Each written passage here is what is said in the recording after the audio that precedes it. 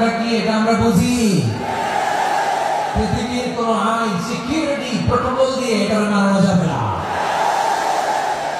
কারণ এটা তো ভালোবাসা, লাভ। লাভ কোন আইন কানুন দিয়ে বাধা যায়